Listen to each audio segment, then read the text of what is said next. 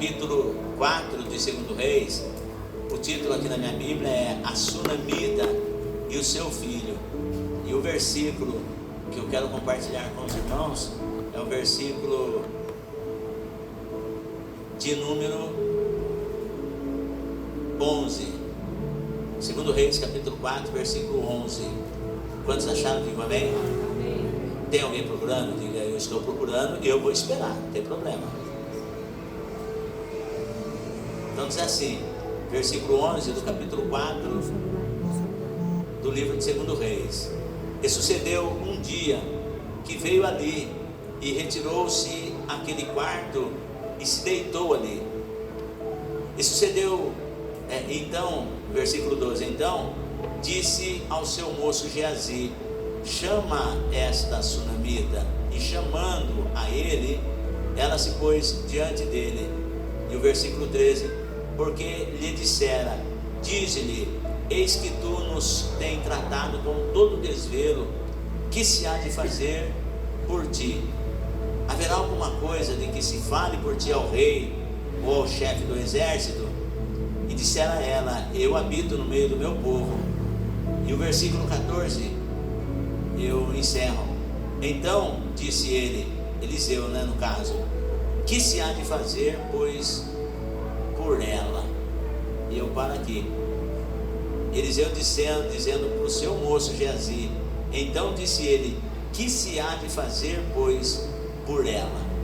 Amém? Assente por gentileza.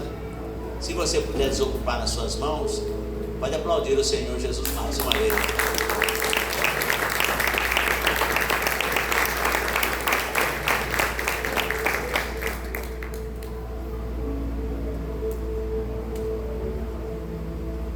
Eu estou tomando um pouquinho d'água, minha garganta está um pouco seca. E ultimamente, irmãos, eu quero, se puder abaixar só um pouquinho o fundo musical, eu agradeço. Eu estou assim, orando ao Senhor que me ajude no sentido das minhas ministrações, porque eu sou bem consciente em relação a quando estou pregando, eu forço um pouco além da conta a minha voz. Eu percebo isso e sei que os irmãos também percebem isso, e já fazem algum tempo que eu ministro, que eu prego a palavra. Não sou aquele pregador eloquente de ontem nem de anteontem, porém já venho nessa estrada de ministração da palavra de Deus há algum tempo, e agora nesses dias eu tenho sentido isso. Quando eu termino as ministrações, eu chego na minha casa, eu fico com a minha garganta muito ruim, é como se estivesse dando cãibra nas minhas cordas vocais. Então eu tenho orado ao Senhor, e eu peço que você tenha um pouco de paciência comigo além do que você já tem, porque a minha oração a Deus é que, não que eu quero parar de ministrar a palavra de Deus, mas eu quero pregar mais tempo. Eu quero pregar a palavra, porque eu sei que o Senhor me chamou para pregar a palavra, mas eu quero pregar mais tempo. E eu tenho visto pessoas que fazem uso da sua voz, tanto para cantar, quanto para falar em público, e às vezes acabaram por ser prejudicadas por não ter uma técnica em termos de oratória, no sentido de não ter feito curso, para que houvesse uma boa dicção, a arte de falar em público. É bem verdade que quando você está aprendendo a teologia, você aprende tudo isso, a técnica da boa oratória, a interpretação de texto, por exemplo, a hermenêutica e a homilética, como falar em público. Você aprende tudo isso, mas uma coisa é você aprender, outra coisa é você colocar tudo isso em prática. Porém, isso hoje está me custando e me custando muito, porque eu percebo as minhas dificuldades, principalmente quando eu falo um pouquinho além. E agora nós estamos ministrando o curso de teologia, que são, na verdade, 2h30 falando. Está aí o Luciano Teixeira, diácono Elias Estevão, e alguns irmãos e irmãs aqui que sabem do que eu estou falando. Então nós começamos o nosso curso de teologia às 7 da noite e vamos até às 9, 9h30 falando. Isso toda segunda-feira. E aí tem os demais cultos da semana. E agora, graças a Deus, nós retomamos a pedido dos irmãos também, né? Tanto é o curso de teologia que foi pedido dos irmãos, e eu me vi assim tão constrangido, né, em ministrar esse curso, porque eu falei, eu não posso deixar, os irmãos estão querendo, então vamos embora. E eu sei que para mim o tempo era escasso, mas eu vi a necessidade pelo querer dos irmãos. Falei, então vamos embora, vamos fazer. E estamos fazendo, irmão, graças a Deus. Nós estamos aqui com 18 pessoas e está chegando mais umas 3 almas aí. Nossa irmã Maiara tem se esmerado muitíssimo para atender esses alunos e está uma bênção, sabe? E nossa irmã Tatiane também, quando eu disse Luciano Teixeira e Elise Estevão, a nossa irmã, minha filha diaconisa Tatiane, também fazendo a teologia conosco. Maiara então sabe como a gente tem se desprendido e não tem parado de falar. E agora com o curso, com a escola bíblica dominical, aí fechou, né, irmã Daia? Aí nós começamos a escola bíblica dominical, nós estamos um bom número, mas eu estou sentindo a falta de muita gente ainda, tá? Eu sei que no devido tempo os irmãos virão, porque a escola bíblica dominical é a mola da igreja, que não pode faltar por ser estudo da palavra. Então é muito importante, né? Hoje nós falamos sobre, encerrei o tema sobre ansiedade. Para domingo que vem eu já estou com material de estudo bíblico mesmo, que nós já fizemos a encomenda e já não chegou nas minhas mãos ainda, mas já está aqui em Piracicaba. E aí para a gente estar distribuindo para os irmãos tudo certinho como funciona. Então aí nós começamos a escola dominical às 9, encerramos às 10h30. Porém, das 9 às 10h30, a gente está falando. E aí, quando chega no final das contas, a garganta da gente já está um pouco cansada e dá como se fosse uma cãibra, sabe, nas minhas cordas vocais. E eu sei que isso é em decorrência não de falar demais, mas é o mau uso da voz. Eu tenho consciência disso. Então a minha oração diante do Senhor é que Ele me dê graça e sabedoria para que eu possa pregar de uma maneira que os irmãos entendam e que eu não seja, por exemplo, obrigado a parar por falta de má administração daquilo que o Senhor tem me dado. Que a minha voz é a ferramenta, assim como a sua é a ferramenta, né? Então hoje eu trabalho com a voz, eu preciso de todo cuidado, hoje mais do que nunca, e eu sei a falta que isso me fez, está me fazendo agora, aliás, porque antes as pessoas falavam, tem que falar mais devagar, você tem que tomar mais cuidado, você tem que fazer isso, tem que fazer aquilo, e eu não me policiei, e agora a conta chegou. Mas eu quero ainda continuar ministrando a palavra de Deus, com a ajuda do Pai, do Filho e do Espírito Santo, e com a ajuda dos obreiros, que eu também compartilho, eu divido, no bom sentido, eu distribuo, eu compartilho esse ministério da palavra. Eu não sou o pastor que, só ele que quer pregar, não. O pastor Sérgio Luiz Françoso ministra a palavra de Deus, presbítero Wellington, tanto é que a escola bíblica dominical, os jovens ficou na responsabilidade do presbítero Wellington e do presbítero Rogério Martins Mariano. Eu aqui na escola bíblica eu fico só com a classe adulta. São formas, além dos juniores e os infantis, que ficam com os professores normal, que não alterou nada. Mas tudo isso é para que os irmãos nos ajudem a fazer a obra de Deus, e que eu possa estar pregando muito mais tempo, durante o tempo de vida que o Senhor me conceder. E eu quero, em nome do Senhor Jesus, que até o último dia da minha vida, se o Senhor me der vida, eu quero continuar pregando a palavra de Deus. E eu quero dizer como o apóstolo Paulo diz: eu combati o bom combate, acabei a carreira, mas guardei a fé. E eu quero assim, que até o último dia eu continue pregando a palavra de Deus. E eu tenho certeza que eu conseguirei, primeiro, com a ajuda de Deus, e também com a cooperação e a oração dos santos dessa casa de oração. Posso ouvir um amém? Amém. Então eu tenho certeza que eu chegarei lá. E isso é importante, quero que os irmãos me entendam exatamente nisso. Falar um pouco mais compassado daqui por diante, né? Eu peço porque o Espírito de Deus me ajude a falar assim, mais confiantemente na palavra, e de uma maneira mais tranquila para que os irmãos possam entender. E eu disse assim que quando eu estivesse fazendo a leitura dessa palavra, os irmãos entenderiam o porquê que Deus me deu essa mensagem. Porque ontem eu estive aqui, irmãos, eu quero agradecer aos irmãos que prestaram, eu pus lá uma mensagem de áudio agradecendo aos irmãos pelo cuidado que os irmãos têm com a minha pessoa, tá? Tanto como pessoa, como líder espiritual. Então eu só tenho que agradecer a vida de cada um dos irmãos, sabe? Pelo cuidado, uma lembrancinha, sabe? Nós não somos pessoas assim que exigimos coisas grandiosas, não, mas assim, esse carinho, esse gesto dos irmãos, isso recreia a alma do velho feitor.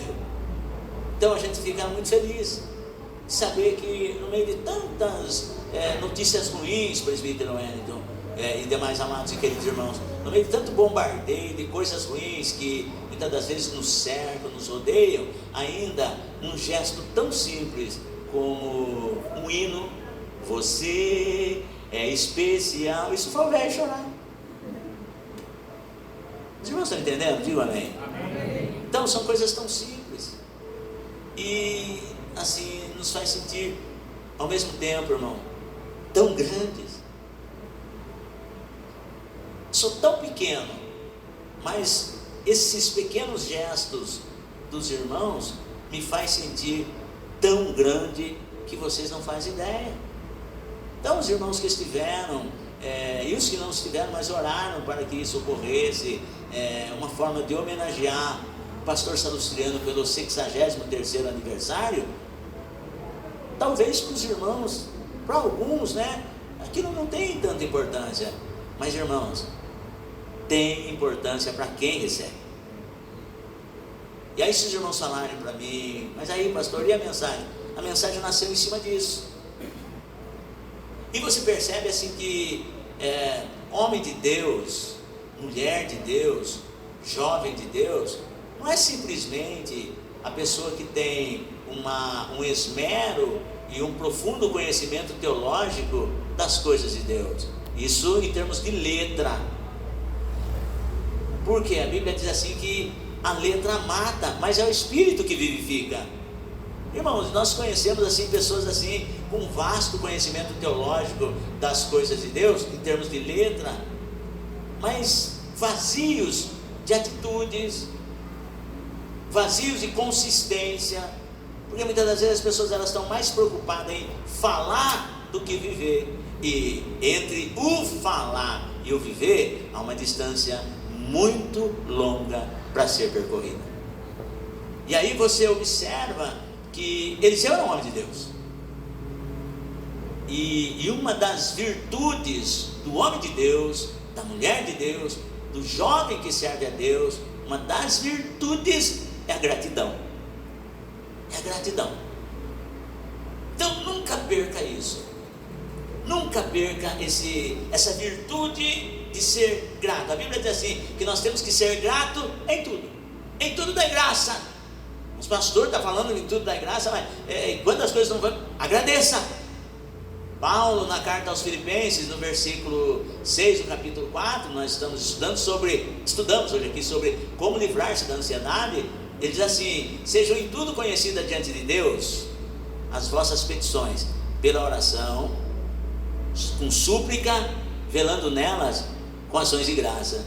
Então uma das razões de nós sermos livres da ansiedade é quando nós colocamos as nossas petições diante de Deus. Pela oração é nós agradecermos a Deus pela bênção que ainda não veio.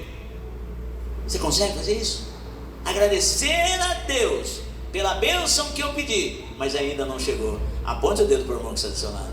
Diga assim: o segredo para se ver livre da ansiedade, repita bem comigo assim, é agradecer pela bênção que ainda não veio. Mas diga assim: alegra o teu coração. Diga assim: a bênção ainda não veio, mas Deus é fiel para cumprir o que Ele prometeu. Diga, continue firme. Diga assim: Deus prometeu, alegra o teu coração, Ele tem a bênção para você. Diga se você acredita, meu irmão. Então dê uma linda salva de palmas para o Senhor. Aplauda o nome do Senhor. Glória a Deus. Eu falei que eu vou falar baixinho. Eu estou falando baixinho? Sim ou não? Então eu quero que a igreja me ajude aí. Quando eu estiver pregando, dá glória. Tem glória na casa? Então quando eu estiver pregando, você dá glória. E se eu falar um pouquinho mais além, você fala: pastor, por gentileza, fale mais baixo para cuidar da sua voz. Eu quero que a igreja me ajude, né, nesse sentido. Então, uma das virtudes da pessoa que serve a Deus é a gratidão, irmãos. E esse texto, essa mensagem, porque é assim: você está na segunda-feira, aí você está nos outros cultos, e o pastor, principalmente, guarde bem isso, responsabilidade, irmão. Pastor, ele tem uma enorme responsabilidade com a comida do rebanho, e tem que ser comida fresca, nada de enlatado, tem que ser uma comida fresca, porque o rebanho, ele precisa crescer forte e saudável para gerar ovelhas saudáveis, porque um rebanho doente, ele vai gerar ovelhas doentes. Agora tem um detalhe: não é o pastor que gera ovelhas. Quem gera ovelhas são as próprias ovelhas. Agora é bem verdade que existem ovelhas estéreis, que precisam ser tratadas para poder gerar. O que é gerar ovelhas? É trazer almas, ganhar almas. A maior bênção que Deus espera de nós é que nós ganhemos almas. Jesus mesmo, ele disse assim: quem não é comigo, é contra mim. Quem comigo não ajunta, espalha. Então é muito sério. A ovelha saudável, ela vai gerar ovelha saudável.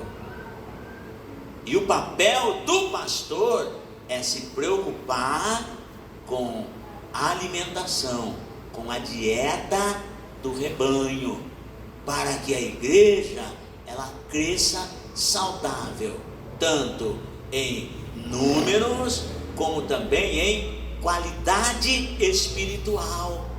Mas a qualidade espiritual ela vem primeiro, porque o crescimento não é o pastor que vai dar o crescimento. Eu quero ser pastor de uma igreja grande. Não, quem dá o crescimento é o Senhor. Então, o papel do pastor é apacentar. E essa é a razão de nós estarmos nos esmerando com o estudo da palavra, com a oração. E é importante que a participação da membresia seja em massa. Por quê? Porque é isso que nos vai trazer o crescimento que nós precisamos para poder gerarmos ovelhas, né? Por exemplo, do ano que você passou a servir a Deus, você tem noção de quantas almas você falou do amor de Jesus para elas? Eu não estou dizendo assim com quantas almas você trouxe para a igreja, porque é assim, quando nós falamos de Jesus para as pessoas, tem pessoas que vão se converter no ministério onde nós servimos. Mas existem pessoas que quando você fala de Jesus para elas, talvez elas vão se converter, mas não no ministério que você está. E outra, quando você semeia a palavra ela não vai germinar da noite para o dia, não. Ela tem um tempo. O Espírito Santo ele vai trabalhando na vida das pessoas para que elas se convertam. Mas é bem verdade, quando eu falo do amor de Jesus para as pessoas, e as pessoas perguntam, e o senhor congrega onde? Eu falo, olha, a minha igreja onde eu congrego é na Avenida Rio das Pedras, número 3667. Com certeza eu gostaria que você viesse congregar comigo. Por quê? Porque as pessoas já me deu aquela abertura. Ela já contou uma parte da vida dela, ela já pegou confiança em mim. Então agora eu passo a ser um líder espiritual dela. Tá bom, pastor, eu vou lá fazer uma visita. E quando vem, aí a gente senta, a gente discipula, fica muito mais fácil a gente ganhar uma alma assim, tá? Mas antigamente não era assim. Quando eu não tinha entendimento das Escrituras Sagradas, eu até falava de Jesus, mas escute, eu não tinha entendimento. E eu tinha vergonha, sinceramente, eu tinha vergonha da igreja onde eu congregava. Eu tinha vergonha, mas a vergonha não era da igreja, eu tinha vergonha dos crentes. Eu estava na igreja porque eu precisava, mas eu tinha vergonha de ser crente. Se alguém me perguntasse, e daí, você é crente? O que você é? Eu falava, não, eu não sou crente. E depois, quando você começa a estudar a Bíblia, aí você aprende assim, que se você envergonhar-se do Senhor Jesus diante dos homens, Ele mesmo fala que Ele vai se envergonhar de nós diante de Deus e dos anjos. Mas eu tinha essa vergonha por quê? Porque eu não tinha entendimento. E muitas das vezes, irmão, nós cometemos tantas besteiras dentro da igreja porque nós não conhecemos verdadeiramente. Mas o Espírito Santo, ele é tão lindo que ele vai nos ensinando pouco a pouco. E aí o Espírito Santo falou, mas por que você tem vergonha? A vergonha que eu tinha, irmãos, é que um dia eu estava na igreja, no outro dia eu estava no samba. Então, não é da igreja que eu tinha vergonha, eu tinha vergonha de mim mesmo, porque eu não conseguia ser um crente de verdade, irmã Geise. Eu não conseguia ser um crente de verdade, eu não conseguia testemunhar, eu vivia uma vida de fachada. Eu estava na igreja porque eu precisava das bênçãos, eu sabia que ali eu seria abençoado. Por quê? Porque quando eu chegava muitas das vezes angustiado, principalmente, irmão, quem vem do mundo sabe o que eu estou falando. Não é baboseira. Tem muitos jovens aqui que não conheceu o mundo, e eu louvo a Deus pela sua vida por você não conhecer o mundo, porque quando eu me converti eu estava com 34 anos. Se eu tivesse na sua idade que você tem hoje, na casa de Deus, muitas coisas ruins que eu trago até hoje, mas não como maldição, como sequela, muitas coisas tinham sido evitadas na minha vida. Então, mas eu me converti, eu estava com 34 anos, e aí quando eu me converti, aí o Senhor limpou tudo. Mas, irmãos, até que isso aconteça, vem a angústia. O pecado, irmãos, ele machuca, ele adoece o ser humano. Eu vivia doente, depressão, síndrome do pânico, ansiedade, úlceras bulbares no duodeno. Doutor, não vou citar o nome do médico, infectologista aqui da cidade de Piracicaba. Um dia, quando as pessoas estavam me atendendo lá, ele ficou bravo com as enfermeiras, missionária Marli sabe disso.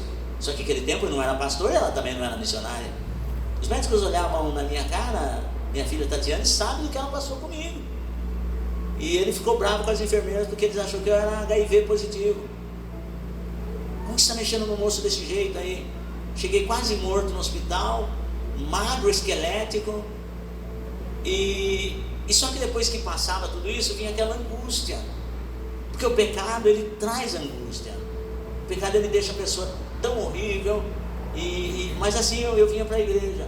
Então a vergonha que eu tinha não era dos irmãos da igreja, não era dos crentes. É que quando eu me olhava no espelho, eu ficava, o que eu vou fazer na igreja? Eu estou na igreja e falei para o meu pai uma certa ocasião, você precisa ir para a igreja, rapaz. Meu pai falou, pai, eu até gosto da igreja do senhor, estou sendo bem sincero, mas o que eu quero não está lá na igreja. Eu vou, na verdade, para agradar o Senhor, porque eu mesmo não tenho nenhuma razão para estar lá, porque o que eu quero, pai, está no mundo, não está na igreja. E eu estava sendo sincero, mas então eu tinha vergonha, porque quando eu ia para o samba, os amigos perguntavam, ei, tia, não, estou sabendo que você está no samba, mas você está na igreja, que pito que você toca, meu? E eu ficava com vergonha, porque eu estava em cima do muro. E na vida cristã não existe você estar em cima do muro, porque o diabo até aceita você em cima do muro, mas Deus não. Ou você está 100% dele, ou não. E quando nós estamos com a nossa mente dividida, porque o próprio profeta, ele chega uma ocasião e fala, até quando? O profeta Elias, no capítulo 18, o povo passando uma escassez tremenda, por causa do pecado, da idolatria. E existem pessoas que falam assim, mas a idolatria é só quando você se prostra diante de uma imagem de escultura. Não, existem pessoas que idolatram o próprio eu, a chamada egolatria, que é muito pior. O endeusamento do próprio eu. Mas eu sou assim, eu não vou mudar. A síndrome da Gabriela. Então, existem. E eu era um tipo de pessoa assim. E o profeta Elias, quando ele chamou a atenção do povo, era exatamente por conta disso. E ele chega para o povo e diz assim, até quando vocês vão estar cocheando em dois pensamentos? Ou seja, até quando vocês vão viver divididos? Domingo vai para o culto, segunda vai para o samba, na terça vai para a balada, na quarta vai para o hip hop, na quinta vai não sei para onde, Aí quando chega no final de semana já está todo arrebentado. E aí vai para a igreja. E eu falei para meu pai, aquilo que eu quero, pai, não está lá. Eu não consigo. Mas aí tem um divisor de águas, que eu não sabia, que eu não conhecia. E talvez, se eu estou pregando para alguém que está vivendo, está cocheando em dois pensamentos, está com o pensamento dividido, com o corpo aqui na igreja e com o pensamento lá fora, o Espírito Santo vai te pegar. Porque até então eu não sabia. Eu estava como aqueles 11 homens, ou 6 homens, não me lembro, do livro de Atos, que quando Paulo chega para pregar o evangelho para eles, pergunta assim: vocês são batizados já? Ele diz assim: nós somos batizados no batismo de João. Mas vocês conhecem o Espírito Santo? Vocês já foram batizados com o Espírito Santo? E aqueles homens falaram assim: mas nós nem sabemos que existe o Espírito Santo. E Paulo impôs as mãos sobre eles e disse assim para eles: recebam o Espírito Santo. E todos eles foram cheios do Espírito Santo. Cheguei para meu pai e disse assim: olha, aquilo que eu quero não está lá. Aquilo que eu preciso não está lá. Eu vou para a igreja com o Senhor para te agradar, mas não é isso que eu quero. E meu pai não falou nada para mim. Mas um dia eu cheguei na igreja, e aquele dia foi um divisor de águas na minha vida. Quando eu cheguei no fundo do poço, e se o fundo do poço tem porão, eu estava no porão do fundo do poço. Eu disse assim: Deus, tem misericórdia da minha alma. Ele teve, batizou-me com o Espírito Santo, e a minha vida mudou. Talvez você esteja vivendo assim, porque você não conhece o Espírito Santo. Mas eu venho aqui falar dessa pessoa linda para você. O Espírito Santo está aqui nessa noite, e Ele quer dominar a tua mente, o teu corpo e todo o teu ser. A partir daquele dia minha vida mudou. Chorei feito uma criança. Eu não sabia o que era aquilo. E quanto mais eu chorava, mais eu queria chorar. O irmão abraçou-me e falou assim: parabéns, irmão Salu, você foi batizado com o Espírito Santo. E chorava. E eu venho dizer para os irmãos: fazem 28 anos, e essa chama do Espírito de Deus ainda está ardendo na minha vida. E eu falo para os irmãos: quando a gente conhece a palavra, quando a gente tem intimidade com o Espírito Santo, agora, está falando isso para os irmãos que na escola dominical, senão não faz memória. Aí chegava, mudou a coisa, né? Aí o pai não falava mais: vamos para a igreja. Não, nós nos arrumávamos, Dona Marli, eu, as crianças, nós sabíamos aonde nós estávamos indo, porque Jesus mudou as nossas vidas. Então uma das virtudes da pessoa é ser grato a Deus. Então não se viva em dois pensamentos. Assuma quem você é em Cristo. Entregue a sua vida de corpo, alma e espírito ao Senhor. Não que não haja mais nada na sua vida a não ser a presença do Deus Todo-Poderoso. E naquilo que você precisa, naquilo que você necessita, naquilo que você está em busca, Deus, Ele tem o poder para entregar para você. Mas entenda que esse texto que eu li aqui para os irmãos vai falar de uma senhora que ela foi alcançada por milagres. Eu não vou colocar milagre no singular, mas ela foi alcançada com milagres no plural. E os milagres na vida dela nasceram simplesmente por conta de uma atitude de gratidão. Olha só, nós vivemos num dia, num período, numa época em que as pessoas elas são interesseiras. Geralmente, não generalizando, mas uma grande maioria de pessoas que procuram fazer o bem para outra, ela busca alguma coisa em troca. A sociedade que nós vivemos, ela é marcada por um jogo de interesse. Não aqui entro no mérito da política, da religião, dos entretenimentos, nada disso. Mas a sociedade aí fora é assim: ela dá com uma mão e tira com a outra. É um jogo de interesse. Mas nesse texto você observa que o profeta, quando ele chega num determinado lugar, ele se deita para descansar, e ali ele fica tão feliz. Por quê? Porque quando ele ia para o Monte Carmelo, tinha uma senhora que ela ficava com o seu marido observando o movimento ali das ruas, e a atitude daquele homem, por nome Eliseu, chamou a atenção dela, a ponto dela chegar para o marido dela e falar assim: olha bem, eu tenho observado que esse homem que passa por nós é um santo homem de Deus. Convidou a primeira vez, convidou ele para uma refeição, e ele foi lá, comeu pão com eles e tal.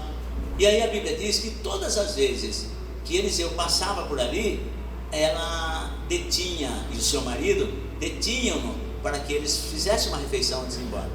E aí um dia ela chega para o marido dela e fala assim: bem, vamos fazer um cômodo para o homem de Deus num determinado lugar aqui no nosso terreno.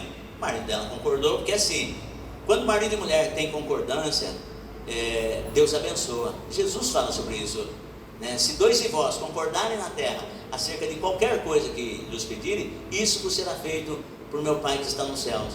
Se tem uma coisa que Deus ama na vida do casal, na vida da família, é o andar em concordância.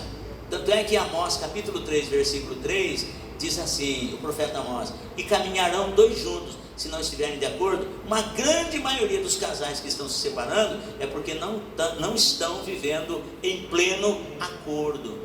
Agora, a questão do acordo, irmão, é muito sério, porque assim, nem sempre eu vou concordar com a dona Marli, porque ela tem o ponto de vista dela, eu tenho o meu, e nós somos seres humanos.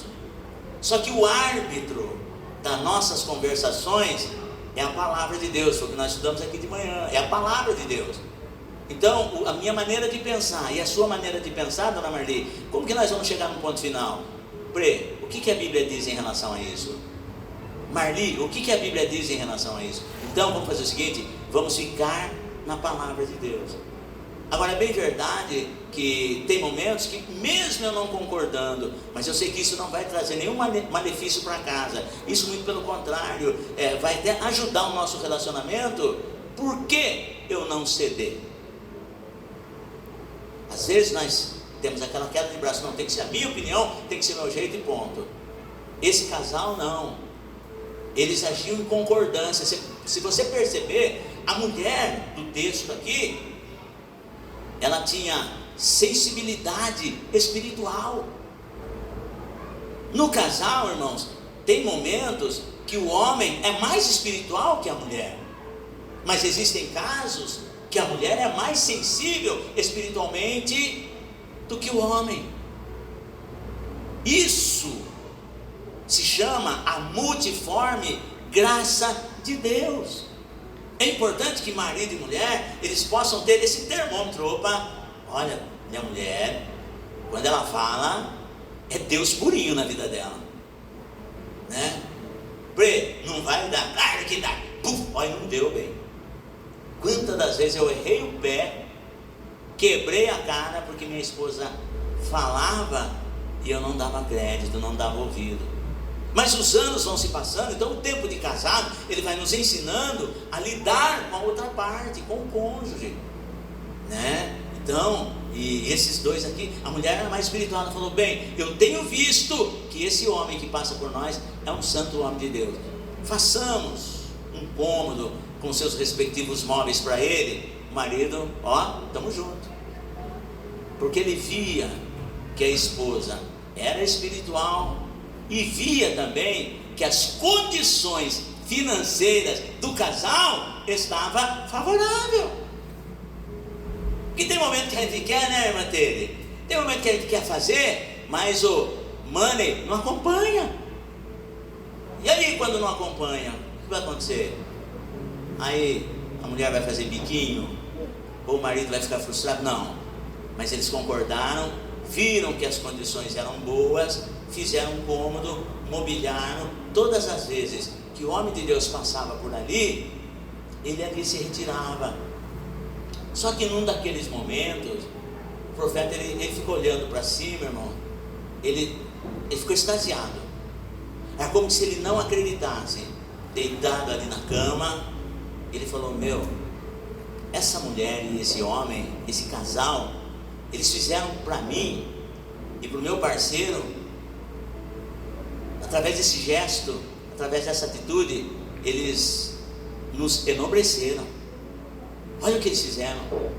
E Eliseu conjecturando, pensando tudo aquilo, ele falou: olha, nós não merecemos tudo que essa mulher fez. Ele ficou olhando nas paredes, sabe aquele cheirinho de construção nova, móveis novos, e ele começou a pensar e falou: nossa, eu não consigo acreditar que essa mulher fez tudo isso para mim. Ela me enobreceu. Talvez ela não tenha tido dimensão do que ela fez para mim e para o meu parceiro. Enquanto ele estava pensando isso, eu estou falando de milagres que nasceram através de uma gratidão. E aí, quando ele está pensando em tudo aquilo, viajando, ele chama o seu moço Geazi: Geazi, chama essa mulher. E Geazi foi chamar: Sunamita. Por que Sunamita? Porque ela é da região de Sunem. Sunamita, vem cá. Ela veio, falou: olha, você tem nos tratado, olha só, porque eu vou entrar aqui para encerrar. O que significa gratidão? Gratidão é reconhecimento por algum benefício que nós recebemos. Isso é gratidão. Gratidão, primeiro, é reconhecimento por algum benefício que recebemos. Primeiro ponto. E Eliseu, quando ele estava deitado na cama, talvez o dia que ele estivesse mais cansado, talvez o dia que ele estava passando a maior tribulação, e essa mulher, ela investiu no ministério dele de uma maneira tão tremenda, que ele ficou pensando naquilo, falou: rapaz, o que essa mulher fez? Então ele reconheceu, primeiramente na mente, depois ele chama Geazi: Geazi, chama essa Sunamita. E Geazi vai chamar: senhora, o profeta está chamando. E ela veio, maior respeito, se posiciona na porta, ela não entra, ainda que a casa seja dela, mas ela destinou ao homem de Deus que estava lá repousando com o seu ajudante, e ela se posta na porta, maior respeito, pois não.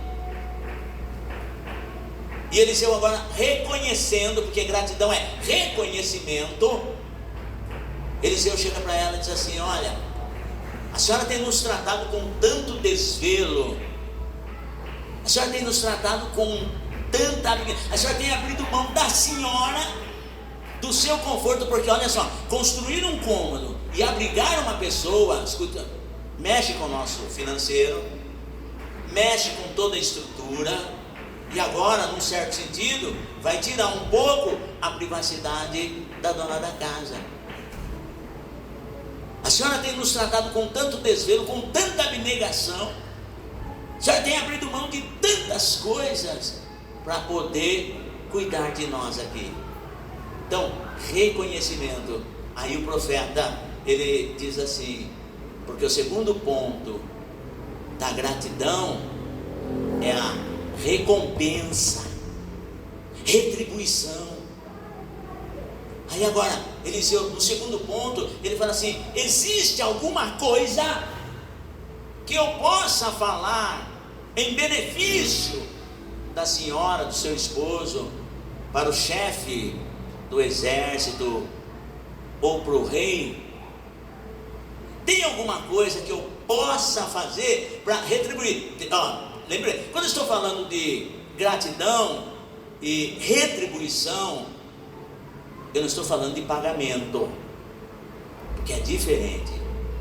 Reconhecimento, retribuição não tem nada a ver com pagamento do que se faz, porque essa mulher, ela fez sem intenção nenhuma, a não ser em ser bênção na vida do profeta. Ela não almejou nada, ela não estava com um jogo de interesse. Alguém podia falar assim: olha, essa mulher está com dança de rato, essa mulher, ela está pensando coisa ruim. O seu marido, ele poderia pensar isso. Falar, eu não sei não, mas o meu casamento eu acredito que acabou. Porque essa mulher, ela nem conhece bem o profeta, já está querendo fazer um cômodo, está querendo trazer uma pessoa estranha em casa, mas só que essa mulher, o seu esposo confiava inteiramente nela. Então o casamento, ele precisa ter confiança. E aí o profeta chega para ela no segundo ponto da gratidão, além do reconhecimento, é a retribuição, é a recompensa. Eu posso falar alguma coisa porque eu tenho influência com o rei, eu tenho influência com o chefe do exército, eu tenho influência com muita gente aí. Se de repente o senhor estiver precisando de alguma coisa, precisando de alguém que possa pintar a tua casa, precisa de algum advogado, precisa de alguma coisa, olha, eu falo com o rei e o rei vai prover para a senhora. Sabe o que aquela mulher falou? Porque isso é muito importante, é o cuidado, irmãos. O Espírito de Deus nessa passagem, ele fala lindamente no meu coração, que o que os irmãos fizeram comigo, a atitude que os irmãos fizeram comigo, eu me senti tão enobrecido, mas como que nós podemos melhorar isso? O que vocês fizeram para mim, que vamos fazer uns para os outros. Não fique só no pastor, não. Vamos criar um meio de abençoarmos-nos uns aos outros. Porque depois que entrou essa questão da rede social, o WhatsApp principalmente, o nosso relacionamento ficou muito à distância. Então nós precisamos estreitar mais os nossos relacionamentos, nós precisamos nos amar mais, nós precisamos nos encontrar mais, nós precisamos ser mais gratos, simplesmente pelo fato de eu ter os irmãos aqui. Eu sou grato a Deus, e sou grato a cada um de vocês, porque o segundo ponto é a retribuição. E aquela mulher olha para o profeta e diz assim, ó, eu estou tranquilo, eu não tenho falta de nada, o senhor pode ficar tranquilo, que o que eu fiz para o senhor, eu fiz de coração, não fiz em busca de nenhum benefício, não fiz em busca de nenhum favor, não fiz em busca de nada, pode ficar tranquilo, o que eu fiz realmente porque Deus colocou no meu coração que assim fizesse. Aí escute, ela acaba de falar isso e sai. Quando ela sai, Eliseu olha para o marido, pro seu assistente e fala assim, o que se há de fazer por ela? Ele não descansou, irmão. Eu falo que esse milagre nasceu de uma atitude de gratidão. Aí Geazi olha e fala assim, ó, essa mulher, ela não tem filhos, porque seu marido já é velho, talvez o problema esteja com ela. Então Eliseu falou para Geazi, chama essa sunamita de novo. E quando ela se posta à porta, Eliseu diz assim para ela, ó, no ano seguinte, por esse tempo da vida, abraçarás um filho. Ela disse assim, não mintas a tua serva, porque ela sabia das condições dela. Ela sabia que ela não tinha condições de gerar filhos. Ela sabia que talvez pelo seu marido também não tinha condições de gerar filhos. Então, Eliseu profetizou. Quando você não tem recursos financeiros para ser grato a Deus e a pessoa que de uma certa forma, de uma certa maneira, ela te traz um benefício, ore por ela, profetize na vida dela e Deus vai fazer um milagre.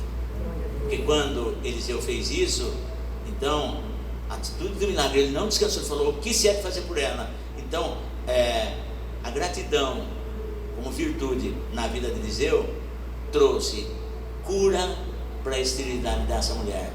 No ano seguinte ela teve seu filho.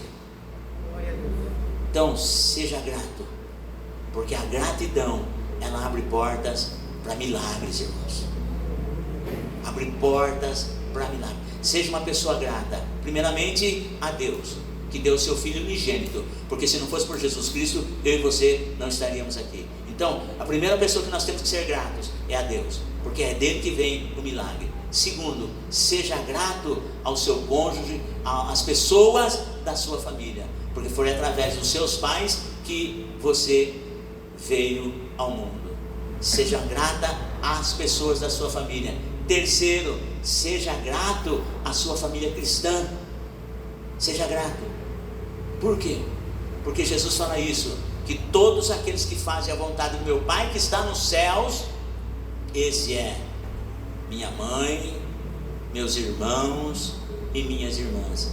Seja grato à família cristã que Deus colocou sobre a sua vida. Porque quando nós agimos assim, com gratidão, a gratidão ela cura a esterilidade.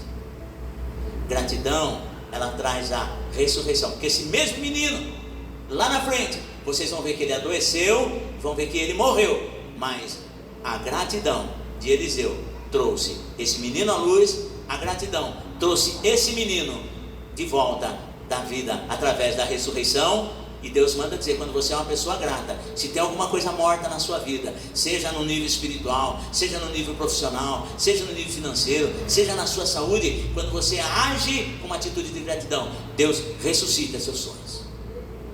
E uma outra coisa, a gratidão desse homem, Eliseu, abriu portas ainda para restauração.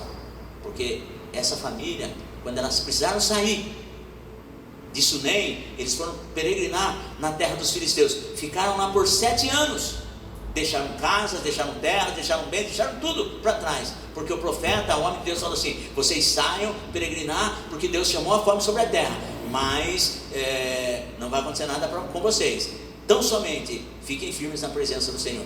E eles saíram, saiu a mulher, saiu o filho e saiu o marido dela, o pai desse menino. Saíram peregrinar 7 anos na terra dos filisteus. Quando terminou o tempo, o Senhor mandou voltar, e aquela mulher voltou, não tinha casa, não tinha carro, não tinha bens, não tinha mais nada. Tinham invadido a casa dela. E eu chamo a atenção dos irmãos assim, porque a gratidão, ela traz a restituição. Quando chegou num determinado momento, ela foi falar com o rei, falou: rei, eu saí porque eu fui obrigado, não que eu quisesse sair, mas Deus me mandou sair, eu saí, mas agora eu estou de volta, eu preciso da minha casa, preciso das minhas terras, porque eu preciso plantar, eu preciso sobreviver. Aí nesse meio tempo Geazi estava lá, e o rei perguntando, viu, contem para mim as façanhas de Eliseu. E Geazi começou a falar: olha, o profeta, ele foi tão grato a uma atitude, que a criança nasceu, a criança morreu, mas a criança ressuscitou. E nesse exato momento, a mulher chegou, Geazi olha e fala assim: rei, sabe essa mulher que veio pedindo as terras de volta? É essa a mulher, a dona do milagre, e esse é o seu filho, que Deus ressuscitou através da gratidão. O rei olha, fala: mulher, é isso mesmo? Ela falou: é isso mesmo. Aí o rei pegou uma outra pessoa, falou assim: vai lá, percorre toda a terra e restitui tudo que tomaram dessa mulher. Deus manda dizer que quando você é uma pessoa grata, ainda nesse ano de 2025, há um tempo de restituição para a sua vida. Só quem crê, levanta a mão e glorifica o nome do Senhor. Tem restituição de Deus vindo para você. Seja grato a Deus, seja grato às pessoas que estão do seu lado. Tenha um coração agradecido, e ainda nesse ano de 2025, coisas grandes vão acontecer na sua vida. Coloque-se de pé. Coloque-se de pé. Qual é o milagre que você precisa? Qual é a bênção que você precisa? Feche os seus olhos. Levante as suas mãos em direção ao santuário do Altíssimo, e eu vou estar orando por você. Pai, é no nome do teu santo Filho Jesus Cristo que eu apresento o teu servo, a tua serva. Apresento a tua igreja diante do Senhor, Pai. E oro no sentido, meu Deus querido, que o Senhor é poderoso para fazer tudo muito mais abundantemente